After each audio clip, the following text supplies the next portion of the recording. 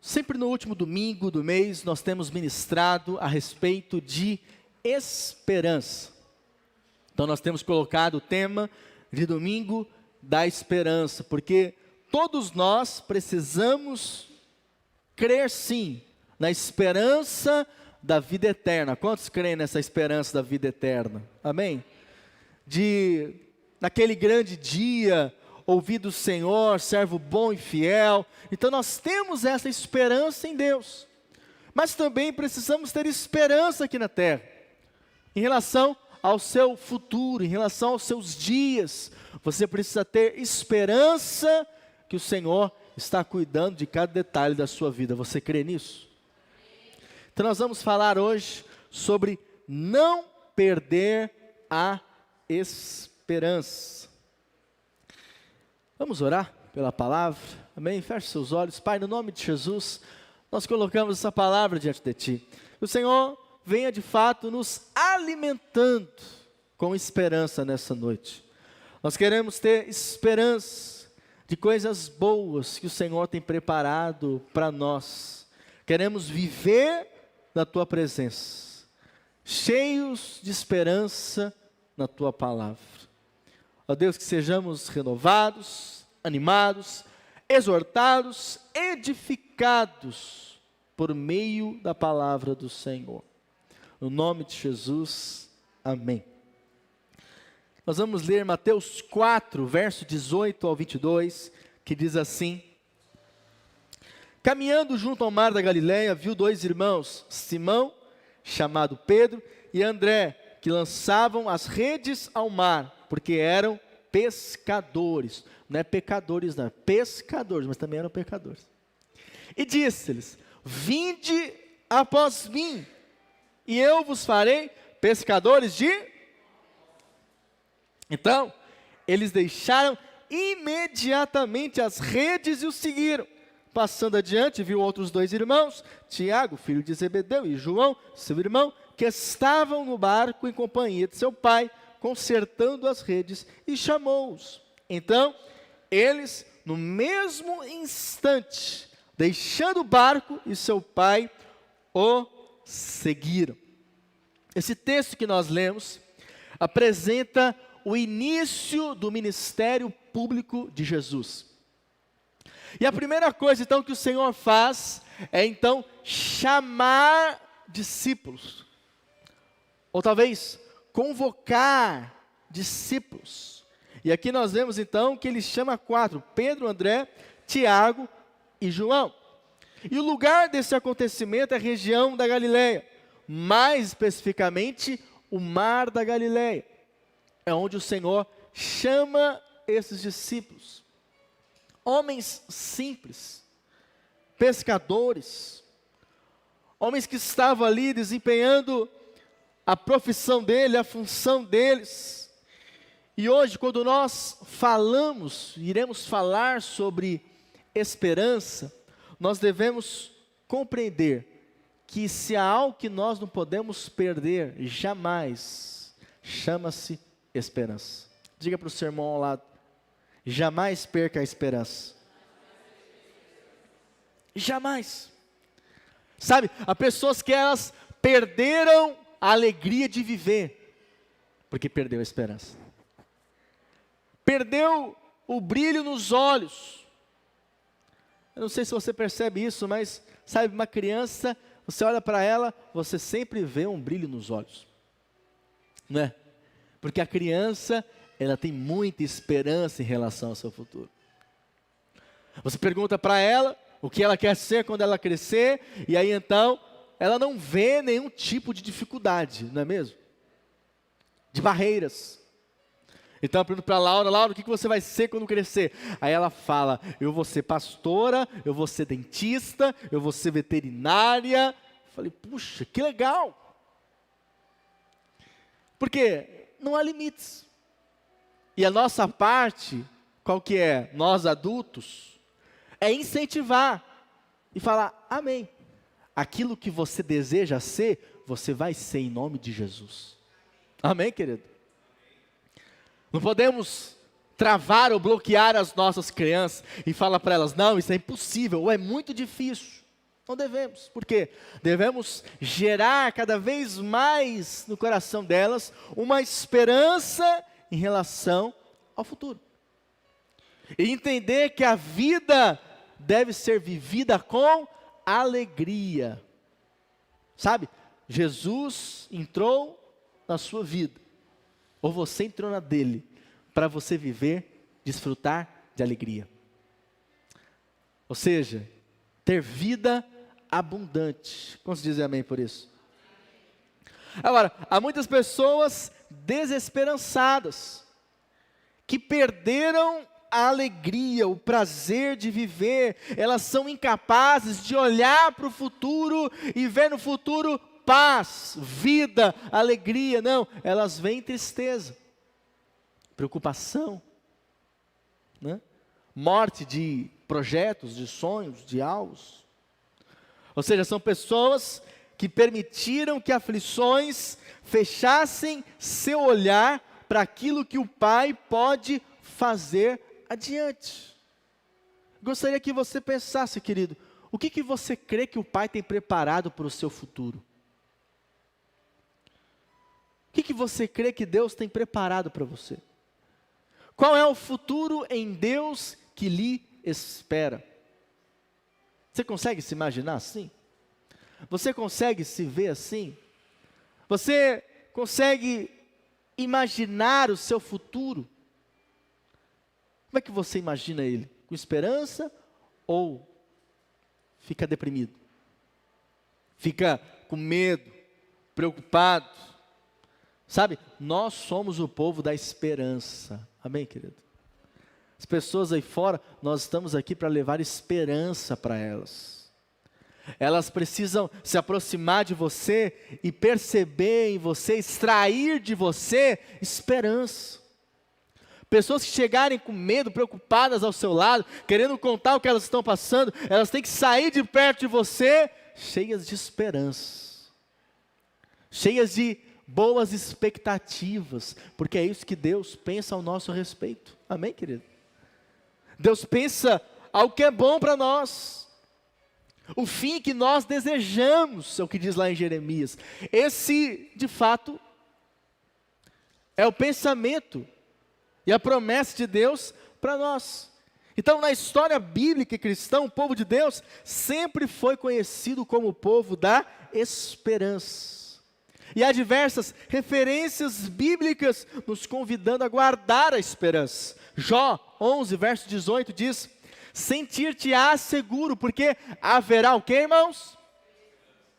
Olharás em derredor e dormirás tranquilo e não preocupado. Você tem dormido tranquilo? Ou você tem dormido todo dia preocupado, ansioso? Provérbios 23, 18. Porque deveras haverá bom futuro, não será frustrada a tua esperança. Diga isso para o seu irmão nessa noite, fala para ele: não será frustrada a tua esperança. Não será frustrado. Você precisa olhar para o seu futuro, querido, e vê-lo com bons olhos, cheio de expectativa, porque é isso que Deus tem para nós. No hebraico, a palavra esperança é tikvah, que significa corda, ou seja, o sentido de nos amarrar a alguma coisa. Isso nos fala então de ter uma expectativa naquilo que nós esperamos. Portanto, todos nós precisamos viver com esperança. Não podemos desanimar em relação a ela. Sabemos que o justo, ele vive pela fé, não é verdade? Então, a fé nos fala daquilo que é agora, que está acontecendo hoje, das situações, das crises, das oportunidades, dos problemas, e nós precisamos já agir em fé, nos posicionar em fé. Mas em relação ao nosso futuro, em relação àquilo que nós não podemos fazer, porque nós não estamos lá ainda, nós precisamos ter esperança. Amém, querido? Esperança. Esperança em Deus. Porque você não está no seu futuro, mas Deus já está lá. Amém? O tempo do homem é o Cronos, ou seja, é esse que nós seguimos aqui do relógio. Mas o tempo de Deus é o Kairos. E o tempo de Deus, nós não sabemos como é que as coisas vão acontecer, o que o futuro, o que o Senhor tem para nós, mas eu escolho viver cheio de esperança. Viva cheio de esperança em relação à sua família, em relação aos seus filhos. Sabe, não tenha medo do futuro dos seus filhos. Felizmente, hoje há pessoas que falam, não, eu tenho medo de ter filho. Por quê? Porque o mundo está mal. Mas sabe, o mundo sempre esteve mal.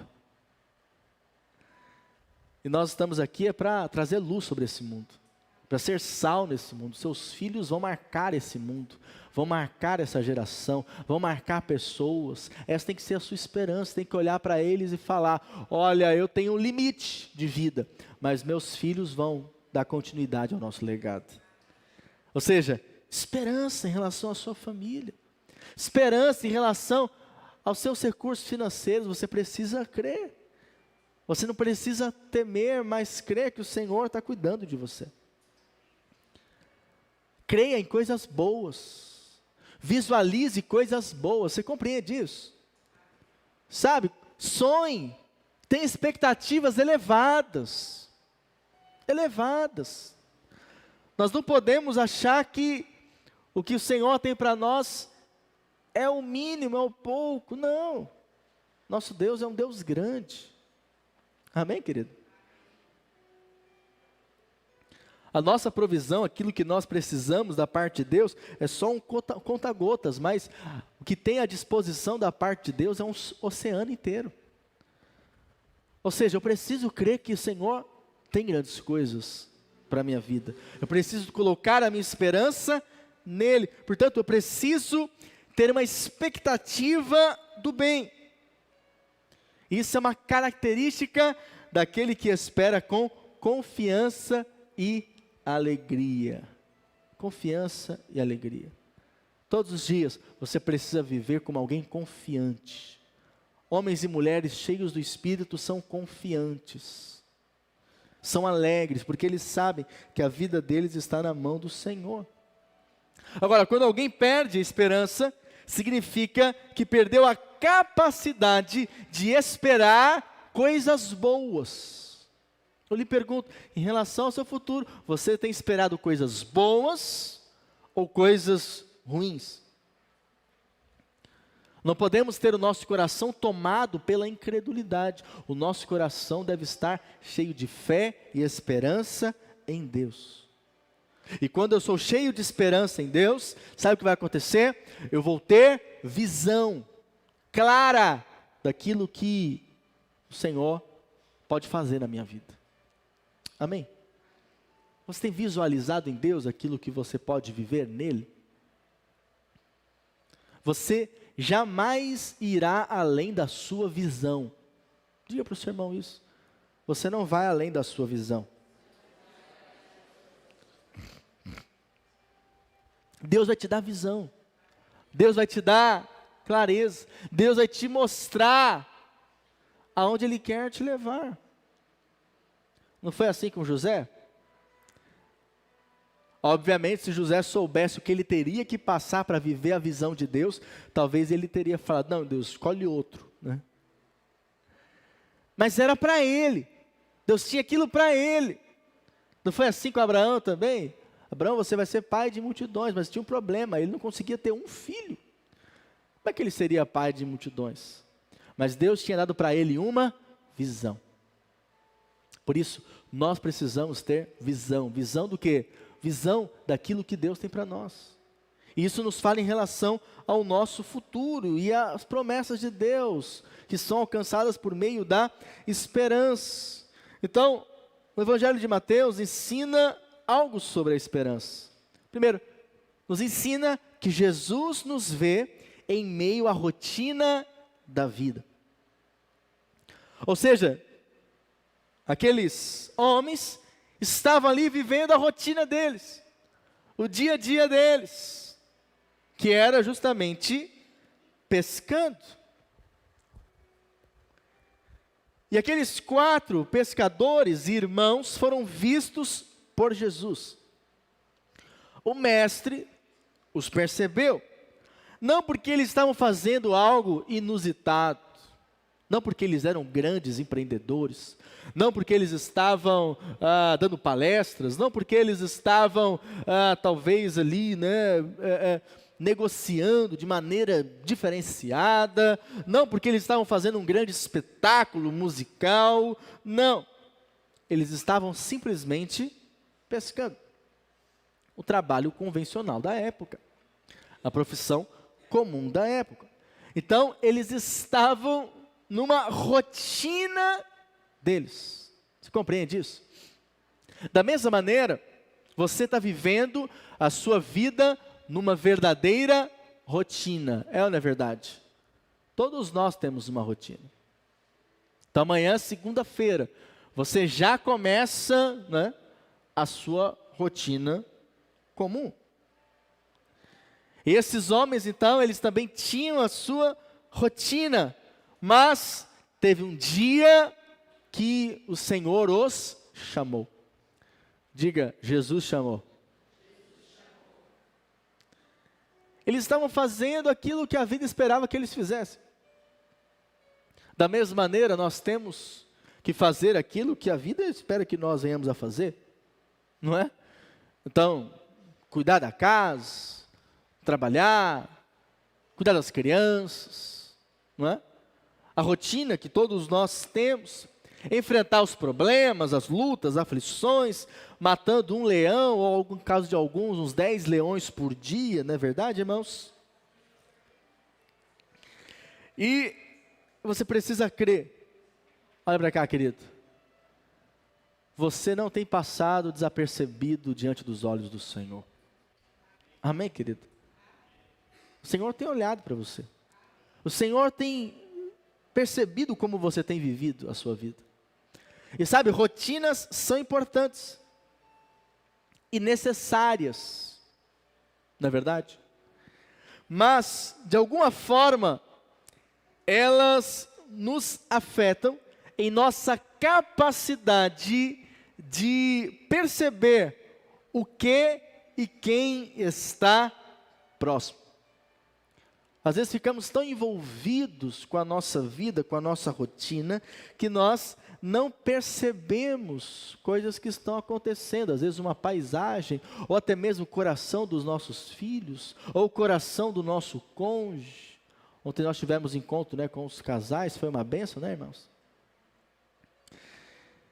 Ou seja, a vida vai passando, a rotina vai acontecendo, e nós vamos fazendo aquilo que tem que ser feito. Mas de repente, um dia você acorda e você vê que os seus filhos já não são mais pequenos, cresceram, não é? Você vê que o seu cônjuge já não é mais aquele jovem de antes. O tempo passou, ou aquela jovem de antes. Você vê que ao longo da vida, pessoas queridas morrem, vão embora. Porque crente morre, amém, querido? Acredite se quiser. O tempo passa. E é muito ruim quando nós chegamos lá na frente, olhamos para trás e pensamos, puxa, eu não vivi como eu gostaria de ter vivido. Porque se tem uma coisa mais preciosa, irmãos, é o tempo, não é na verdade? O tempo passa, o tempo que passa ele não volta mais. Por isso, cuidado com a rotina. Diga, cuidado com a rotina.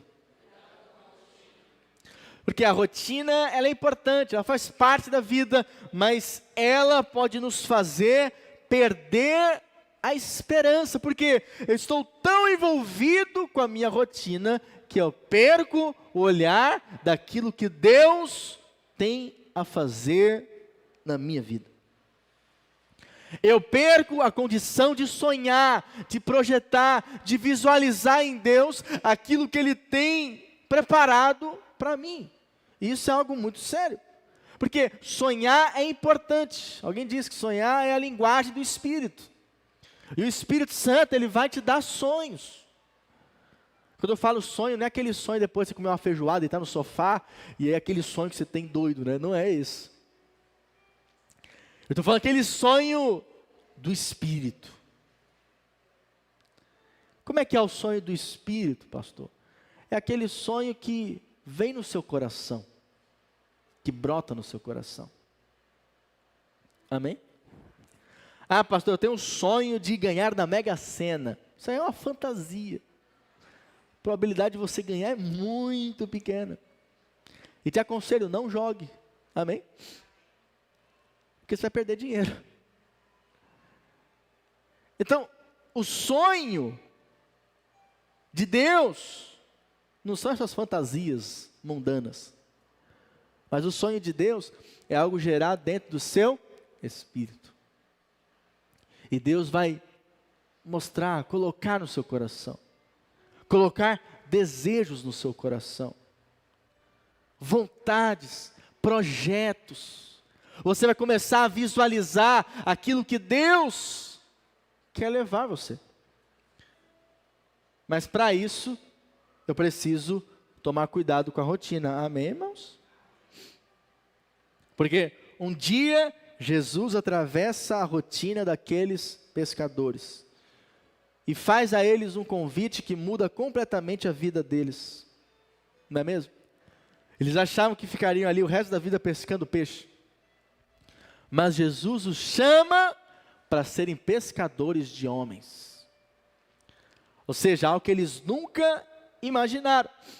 Então, creia que em qualquer momento Jesus pode mudar os seus dias. Como, pastor? Trazendo à realidade sonhos e promessas que estão no seu coração. Ou que talvez nem você percebe, mas que vai se cumprir na sua vida. Amém, querido? Porque a verdade é que tem sonhos que nem nós percebemos. Vamos ser bem sinceros. Ou seja, projeto de Deus que nem eu sei. Vamos imaginar esses discípulos, esses homens simples, homens iletrados. Eles estavam lá pescando. Eles ficavam imaginando, não, vai passar aqui Jesus e nós então vamos ser pescadores de homens. Eles pensavam isso? De jeito nenhum. Porque, irmãos, os planos de Deus sempre são maiores que os nossos. Sempre. Sempre. Mas fique ligado, porque há momentos que o Senhor vai te dar sinais. Há momentos que Deus vai te mostrar pegadas daquilo que Ele quer que você siga, daquilo que Ele quer que você viva diante dEle, na presença dEle. E aí então, Jesus fala para esses discípulos, que ainda não eram discípulos, né?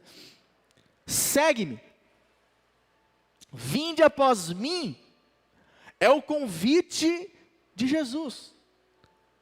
Ou seja, quem o ouviu sabia do que se tratava. Normalmente os mestres, naquela época, eles chamavam as pessoas assim. Vem e me segue, vinde após mim. E aí então as pessoas decidiam se iriam seguir aquele mestre ou não. Aqueles homens letrados, eles não eram capacitados para seguir um mestre. Mas justamente, Jesus sempre escolhe aqueles que não são. Aqueles que aparentemente, ao olhar do mundo, são incapacitados, não conseguem. Sabia que é assim que Deus faz? Então quando você se vê e fala, não, eu não sou bom o suficiente, eu não sou capacitado o suficiente, eu não sei assim como deve realmente ser. Então acredite, você está sob o olhar do Senhor. Amém, querido? Ele sempre escolhe aqueles que não são, para que Ele seja o único eu sou. E nós possamos tributar a Ele toda a glória quando as suas promessas se concretizem nas nossas vidas. Portanto, esses homens foram convidados para ter um contato direto e íntimo com o mestre, para que pudessem aprender por observação e não apenas por instrução. Agora vamos pensar aqui. Aquele era o ganha-pão deles, é ou não é verdade? Era o sustento deles. E Jesus vem e fala para eles: vinde após mim, vem e me segue, que eu farei vocês pescadores de homens. Mas eles devem ter se questionado: e a minha rotina? E o barco da família? E a provisão? Talvez Pedro pensasse: e a minha esposa, como é que fica? Os meninos, como é que eu vou sustentar, Jesus? Ou seja, algo impossível de se pensar para um dia só, quanto mais viver o resto da vida assim. É ou não é verdade, querido? Então nós arrumamos tantas coisas na vida que julgamos e afirmamos que não temos tempo para aquele que é o dono do tempo. Diga: Deus é o dono do tempo. Portanto, quando Ele nos chama, quando Ele nos, podemos dizer assim, quando Ele nos conecta ao nosso coração a algo que é plano dEle, que é projeto dEle, nós precisamos não questionar, mas falar: amém, Senhor, não sei como é que vai ser as coisas, mas eu vou te seguir.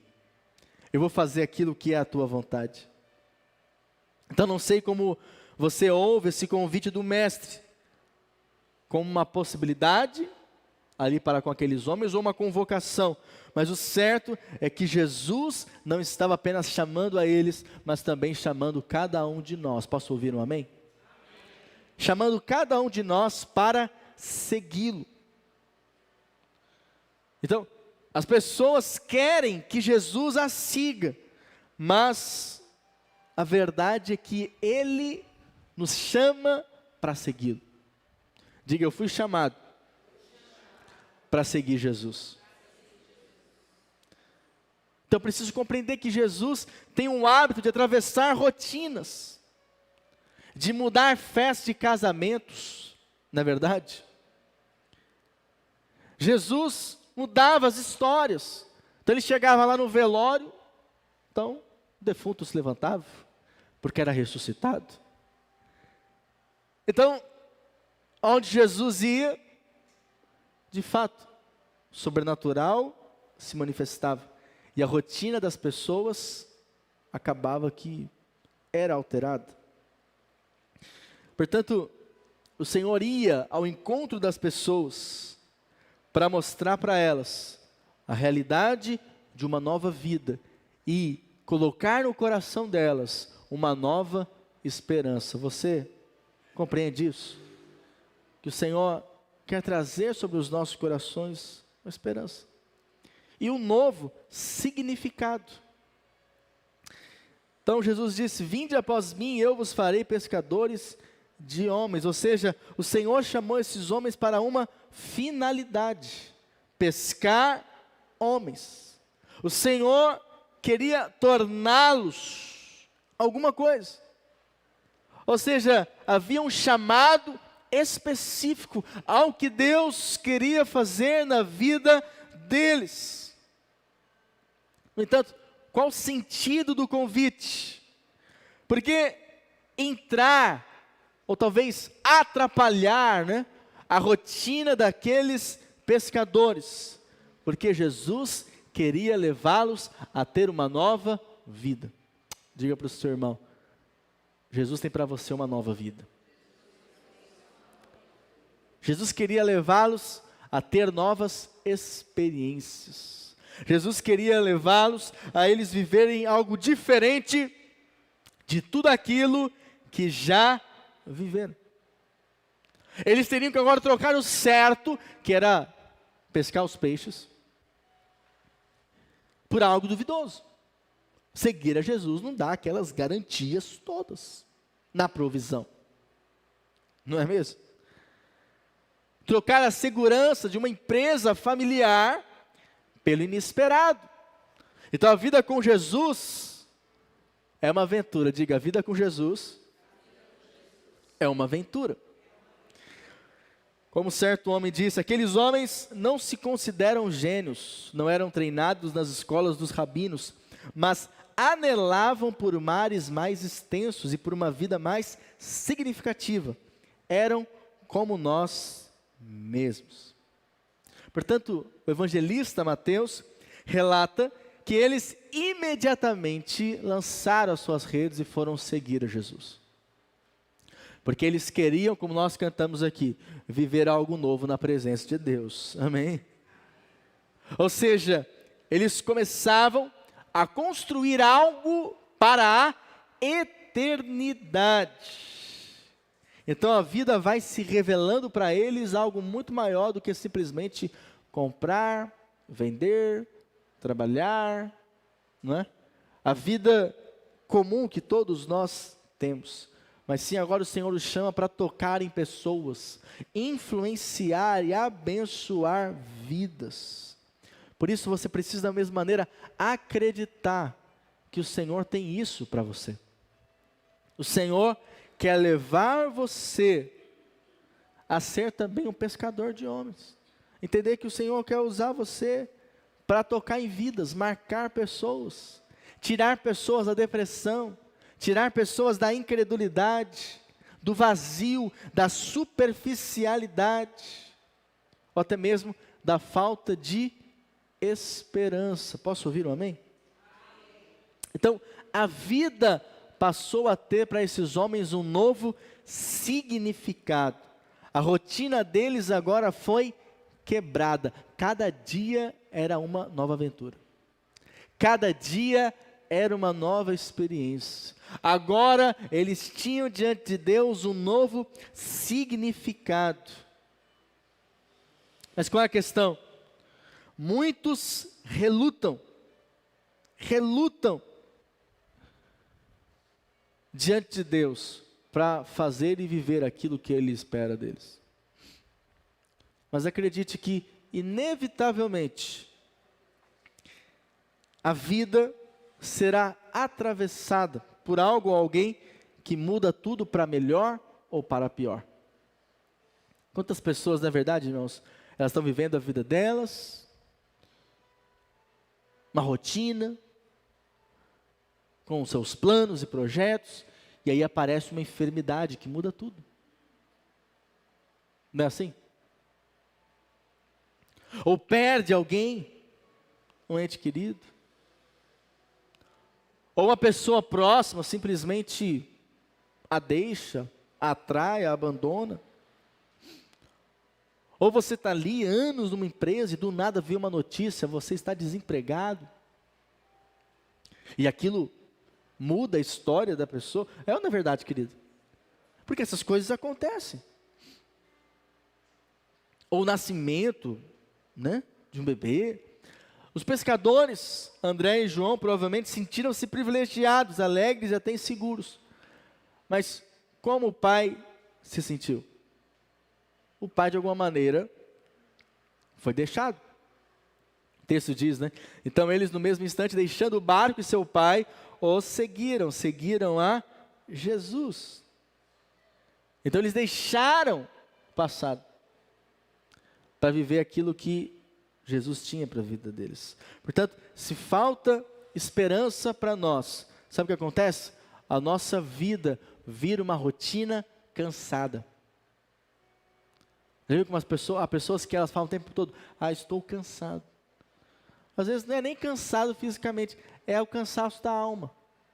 O cansaço de viver aquilo que vive e não ter um olhar para o futuro com uma expectativa de que aquilo pode ser mudado. Uma história transformada. Mas acredite, é impossível nós vivermos uma nova vida com Jesus sem ter que deixar algo. Esses discípulos deixaram o pai, deixaram o barco, deixaram a profissão que eles tinham. Então, decidir seguir a Jesus terá que entregar o bem mais precioso. O tempo é um bem precioso. Amém? Você está aqui no culto, domingo à noite, você está entregando algo para o Senhor. Sabia disso? Você não deve achar, não, tanto faz ir ou não ir. Não. Quando você para aqui no seu primeiro dia da semana e fala, eu vou buscar o Senhor, cultuar ao Senhor, você está demonstrando a Deus o seu compromisso com Ele. Você sabia disso? Isso tem um valor espiritual, tem um valor na sua vida. Isso demonstra um compromisso seu com Deus. Mas além do tempo, nós temos que colocar muitas coisas no altar de Deus, o nosso dinheiro, os nossos bens, a nossa família, amigos, relacionamentos, tudo aquilo que nós temos e que tem valor para nós, acredite, também tem valor diante de Deus. Amém? Portanto, o chamado, estou encerrando a mensagem, queridos, o chamado é para todos. Diga, o chamado é para todos. Os 4 pescadores são chamados em um período bem próximo de tempo. Mas os detalhes na vida deles são distintos, quase não percebidos. Pedro e André estão lançando as redes, diz a palavra, diz o texto. Tiago e João estão consertando as redes. E aí, então o Senhor os chama para viver uma nova vida. Pedro e André, portanto, estavam envolvidos com a produtividade. Olha para cá, querido, estou encerrando a mensagem. Às vezes hoje a nossa maior ocupação é essa, produtividade.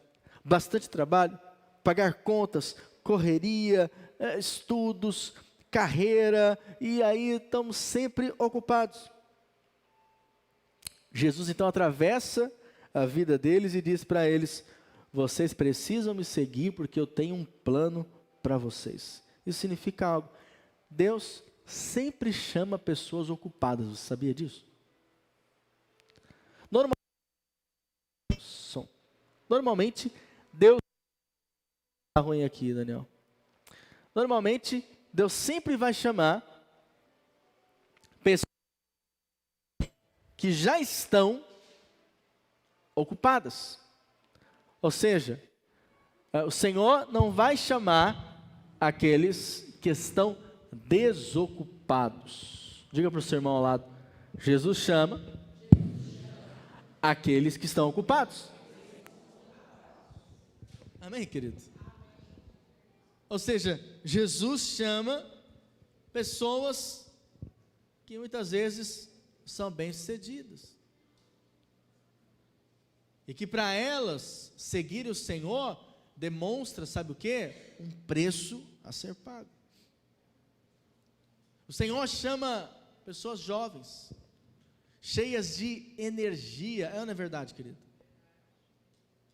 Para que elas consagrem, sacrifiquem a Deus aquilo que é o melhor delas. Obrigado. Aquilo que é o melhor, som. Aquilo que é o melhor delas. Ou seja, os dias da juventude, os dias de maior vitalidade e energia. Então isso nos fala de um preço a ser pago. Tiago e João estavam consertando as redes, ou seja, algo que não deu certo. Tem fases da vida que são de consertos. Sabe, há momentos na nossa vida que é o momento de recalcular a rota. Momento que você tem que parar tudo e falar, não estou indo para o lugar certo. Não estou indo para o lugar que Deus tem para mim. Não estou indo em direção àquilo que Deus tem projetado para mim. E sempre que nós estamos na rota errada, querido, você sente que realmente não há prazer, alegria. A esperança, ela vai se esvaindo. Por quê? Você está indo em direção contrária. Cuidado com isso. Amém? Sabe, às vezes com uma certa constância a gente viaja, e aí às vezes há momentos que você se perde ali na estrada, né? Então eu tenho essa facilidade de me perder, então estou lá seguindo o Waze, aí fala para entrar à direita, só que aí eu confundo lá olhando o mapa, acabo passando e quando vai ver tem que ir lá dar uma outra volta. E é desesperador quando ele fala para você dar uma volta, dar um retorno em 5 quilômetros. Ou seja, o caminho é para lá, mas eu estou indo para o outro lado, né? É desesperador, eu falo, meu Deus, onde eu estou indo? Estou indo para o lugar errado. É desesperador você estar indo na sua vida para o lugar errado. É necessário recalcular a rota. E a rota, acredite, quem conhece a rota é Jesus para você. Ele, porque Ele é o caminho, amém? A verdade é a vida. Então não tem outra rota boa para você, se não for a rota que quem vai estabelecer é o Senhor da glória. É Ele que é o caminho. Então, há momentos de você reconfigurar sentidos, consertar o que não deu certo. Tem momentos da vida que parece que consertamos os erros. Então, tem momentos que você precisa parar tudo e ouvir de Deus. Amém? Já tive diversos momentos assim, que você vai entrando ali numa rotina, fazendo um monte de coisa, mas peraí, vou para ouvir o Senhor. O que o Senhor tem para mim? Porque sempre que nós estivermos indo na rota errada, a paz, ela vai embora. Perdemos a paz. Seja a paz de Cristo, o árbitro em vosso coração. Eu não sei qual fase da vida você está hoje, mas de uma coisa é certa, é necessário você retornar à esperança. Ou seja, o lugar que te traz esperança. O posicionamento que te traz esperança. E isso só podemos encontrar em Jesus. A Bíblia chama a esperança de âncora da alma. Hebreus 6, versos 18 e 19. A fim de lançar mão da esperança proposta, a qual temos por âncora da alma, segura e firme. Diga, a esperança é a âncora da alma. Então, se é algo que nós precisamos viver todos os dias, irmãos, é esperançosos, cheios de esperança em relação ao nosso futuro. E quem nos dá esperança, diga Jesus. Então, há momentos de faltas, mas jamais deixe acabar a esperança e a fé em Deus e em sua palavra. Viva sempre confiante, o melhor de Deus está por vir. O melhor de Deus vai se manifestar na minha vida. Talvez está demorando um pouco, mas vai chegar. Amém, queridos? Portanto, que hoje Jesus está entrando na sua rotina para trazer sobre a sua vida um novo significado. Zacarias 9:12 encerra com esse versículo: voltai à fortaleza, ó presos de esperança. Também hoje vos anuncio que tudo vos restituirei em dobro. Você crê nisso? O Senhor tem restituição sobre a sua vida. A esperança de Deus para ser liberado sobre o seu coração. A esperança em relação à sua casa. A esperança em relação à sua saúde. A esperança em relação às suas finanças. A esperança no seu ministério. A esperança para que os sonhos e as promessas de Deus se concretizem na sua vida. Você toma posse disso, amém? Vamos ficar em pé? Aleluia. Aleluia. Eu quero que você coloque diante do Senhor nessa noite. Qual que é a sua esperança nele? Qual que é a esperança que você crê que verá se concretizando através dele? Feche seus olhos. Coloque diante do Senhor. Coloque sua vida diante do Senhor, aquilo que talvez tenha preocupado você.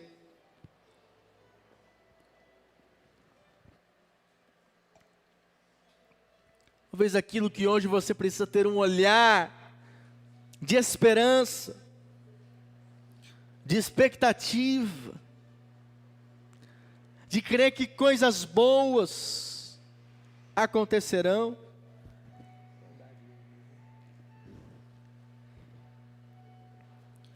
Oh, coloque-se agora na presença do Senhor. Coloque-se agora diante dEle.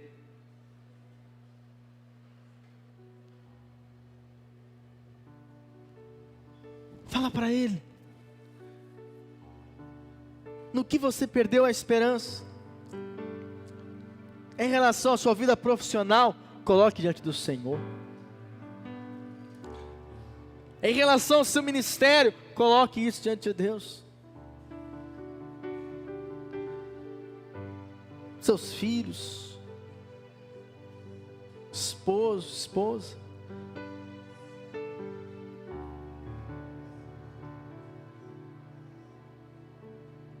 Coloque diante do Senhor essa noite.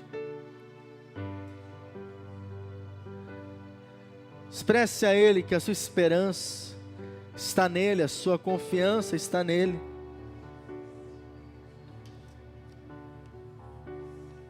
Oh, sim, Jesus.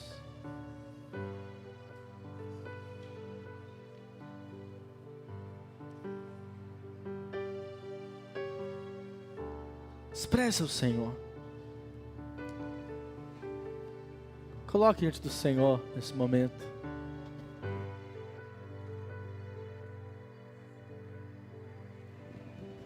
Aleluia.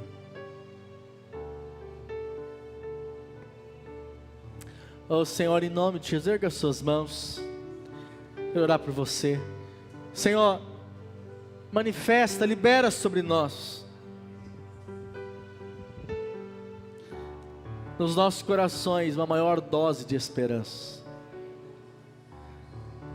Sabemos que esperança para nós é uma pessoa, Jesus Cristo de Nazaré.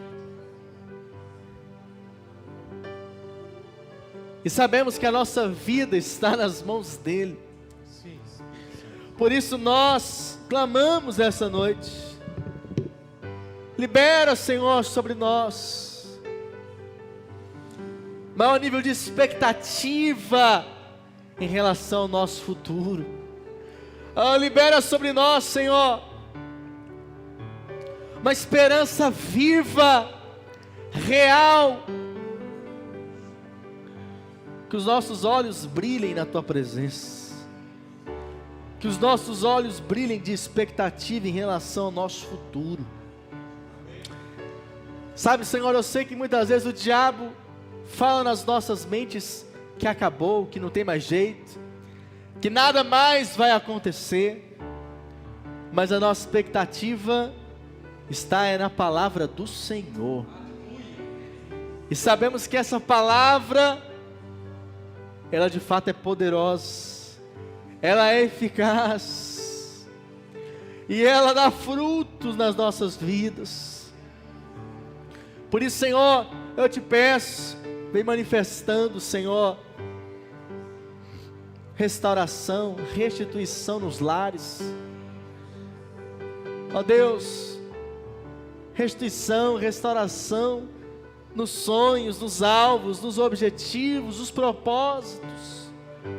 Oh Deus, em nome de Jesus, vem, Senhor, selando, vem, Senhor, liberando, vem, Senhor, decretando nessa noite um tempo, Pai, de maior esperança, de que coisas boas hão de acontecer nas nossas vidas. Oh sim, Jesus, nós cremos. Comece, querido, a visualizar e declarar isso. Comece a visualizar e declarar. Comece a dizer: oh, eu tenho certeza que grandes coisas vão acontecer na minha vida. Oh, eu possuo expectativa. Oh, eu tenho expectativa de que as promessas de Deus se cumprirão na minha história. Sobre a sua casa, declare: oh Senhor, nós temos expectativas. Oh Pai, de projetos acontecendo, de planos se concretizando. Oh, nós temos expectativas em Ti, Senhor. em Ti, Senhor Jesus. A nossa expectativa está em Ti, Senhor. A nossa esperança está em Ti, Jesus. Eu gostaria de fazer mais uma oração. Sabe, Jesus nos chama, Ele chama a todos. E talvez você nunca respondeu ou atendeu a esse chamado do Senhor, mas dessa noite Ele te chama novamente. E eu gostaria de orar por você que nunca entregou a sua vida a Jesus, para que você entregue a sua vida a Ele hoje. Essa é a noite, esse é o momento de você entregar o seu futuro nas mãos dEle. Não apenas o seu futuro, mas o seu hoje, o seu presente. Se você deseja entregar a sua vida a Jesus nessa noite, repita essa oração comigo, diga assim: Senhor Jesus, nessa noite, eu entrego a minha vida nas Tuas mãos. Eu coloco a minha esperança em Ti, pois eu sei que só Tu tens as palavras de vida eterna. Senhor Jesus, eu reconheço que sou pecador, mas por meio do sacrifício na cruz do Calvário, eu sou perdoado.